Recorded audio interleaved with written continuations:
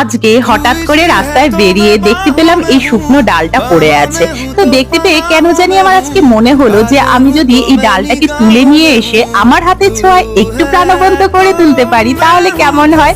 তো যেমনি ভাবা অমনি কাজ, এসে তো বসে পড়লাম। প্রথমে তো আমি ডালটাকে সুন্দর করে কালার করে নিলাম, কারণ ডালটা এতটাই শুকিয়ে গেছিল যে এটার থেকে যে নিজস্ব একটা রং ওটাই হারিয়ে গেছিল। হাতে গুনে জাস্ট 4টে টিস্যু পেপার নিলাম, নিয়ে ঠিক এইভাবে মুড়ে মুড়ে এটাকে মাঝখান দিয়ে একটা গার্ডার লাগিয়ে দিলাম, আর একটু ব্রাশ পেন দিয়ে একটু কালার করে দিলাম। ঠিক এইরকম হয়ে গেল ফুলটা, কি সুন্দর। একে একে অনেকগুলো ফুল বানিয়ে নিলাম। ডবল টেপের সাহায্যে প্রত্যেকটা ফুল আটকে দিলাম।